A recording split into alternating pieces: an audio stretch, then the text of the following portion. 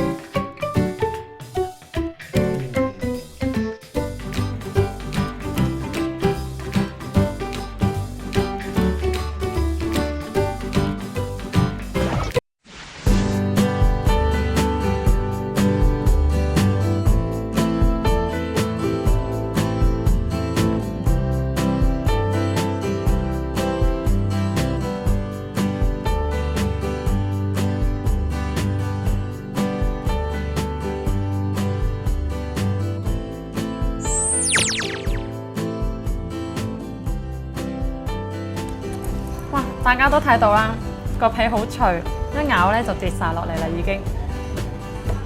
但個包咧就好鬆軟嘅，咁叉燒嘅味道咧就好濃厚啦，佢個汁咧亦都非常之出色。呢個雪山叉燒包真係好好食。我知道咧呢度嘅蝦餃咧係冇味精嘅，等我試下先啦。一咬落去咧，個皮已經係好彈牙啦，煙煙韌韌咁樣。另外一食呢，佢蝦嘅鮮味已經即刻湧入去我個口嗰度，完全食得出去嘅蝦一定係絕對新鮮，真係好食。呢度嘅點心呢係每日新鮮喺鋪頭度製造㗎，而且呢仲係即叫即蒸。假如大家半夜呢想食宵夜的話呢，都冇問題，因為呢度嘅營業時間係去到凌晨2點㗎。呢一個呢係好矜貴嘅，因為入面呢係蝦膠嚟㗎，就係將個蝦膠釀入個茄子入面。咁佢嘅蝦膠有咩特別呢？係每日新鮮手打嘅喎。首先一定要講呢，佢好香，聞到就覺得好食。一咬落去呢，個蝦膠係非常之彈牙，茄子呢亦都食得出係好新鮮，非常好嘅推介。咁食點心梗係都唔少得要食埋甜品啦。哇！呢個椰汁桂花糕一定好彈牙。好好味啊！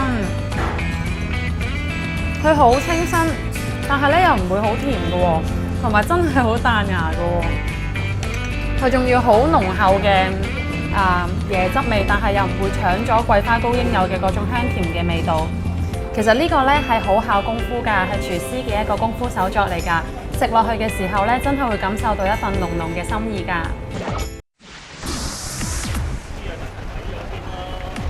喺龍太子點心呢度呢，真係令到老中青3代嘅朋友都覺得滿意㗎，因為佢哋有傳統又有創意嘅點心美食俾大家品嚐，所以大家記得細心留意佢哋嘅地址啦。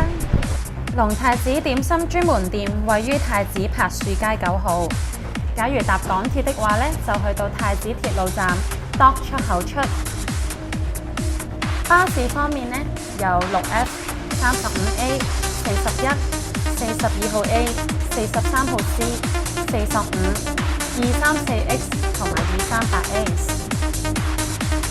至於小巴方面呢，紅色小巴專線有12號、21號 K、27號 M、46同埋70。而綠色小巴專線方面呢，就有17號 M 嘅。